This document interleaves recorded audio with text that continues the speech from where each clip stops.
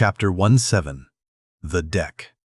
The coffin laid upon two line tubes between the vice, vent and the open hatchway, the carpenter caulking its seams, the string of twisted oakum slowly unwinding from a large roll of it placed in the bosom of his frock. Ahab comes slowly from the cabin gangway, and hears Pip following him. The cabin gangway, and hears Pip following him. "Back, lad, I will be with ye again presently." He goes, not this hand complies with my humor more genially than that boy. Middle aisle of a church. "What's here?" "Lifebuoy, sir." Mr. Starbuck's orders. "Oh, look, sir, beware the hatchway." "Thank ye, man. Thy coffin lies handy to the vault." "Sir? The hatchway? Oh, so it does, sir, so it does. Art not thou the leg-maker? Look, did not this stump come from thy shop?" "I believe it did, sir." "Does the ferrule stand, sir?" "Well enough. But art thou not also the undertaker?" "Aye, sir. I patched up this thing here as a coffin for Queequeg, but they've set me now to turning it into something else."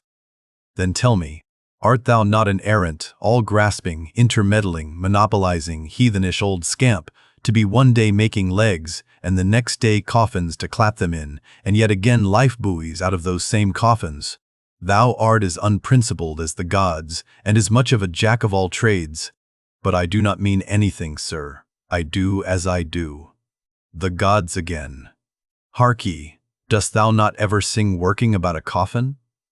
The Titans, they say, hummed snatches when chipping out the craters for volcanoes, and the grave-digger in the place sings, spade in hand. Dost thou never? Sing, sir. Do I sing, sir? Do I sing? Oh, I'm indifferent enough, sir, for that. But the reason why the grave-digger made music must have been because there was none in his spade, sir. But the caulking mallet is full of it. Hark to it. Aye, and that's because the lid there's a sounding board, and what in all things makes the sounding board is this: there's naught beneath. And yet a coffin with a body in it rings pretty much the same, carpenter.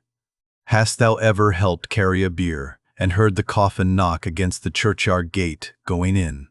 "Faith, sir, Faith? What's that?" "Why, faith, sir, it's only a sort of exclamation like, that's all, sir." Go on." "I was about to say, sir, that art thou a silkworm? Dost thou spin thy own shroud out of thyself? Look at thy bosom. Dispatch, and get these traps out of sight." He goes aft, and get these traps out of sight. That was sudden now, but squalls come sudden in hot latitudes. I've heard that the Isle of Albemarle, one of the Galapagos, is cut by the equator right in the middle. Seems to me some sort of equator cuts yon old man too, right in his middle. He's always under the line fiery hot, I tell ya. He's looking this way. Come, Oakum, quick, here we go again. This wooden mallet is the cork, and I'm the professor of musical glasses. Tap, tap, to himself. There's a sight, there's a sound. The gray-headed woodpecker tapping the hollow tree. Blind and dumb might well be envied now. See, that thing rests on two line tubs full of tow lines. A most malicious wag, that fellow. Rat-tat. So man's seconds tick. Oh, how immaterial are all materials! What things real are there but imponderable thoughts? Here now's the very dreaded symbol of grim death, by a mere hap, made the expressive sign of the help and hope of most endangered life. A life-buoy of a coffin. Does it go further? Can it be that in some spiritual sense the coffin is, after all, but an immortality preserver? I'll think of that. But no. So far gone am I in the dark side of earth, that its other side, the theoretic bright one, seems but uncertain twilight to me. Will ye never have done, carpenter, with that accursed sound? I go below, let me not see that thing here when I return again. Now then, Pip, we'll talk this over. I do suck most wondrous philosophies from thee. Some unknown conduits from the unknown worlds must empty into thee.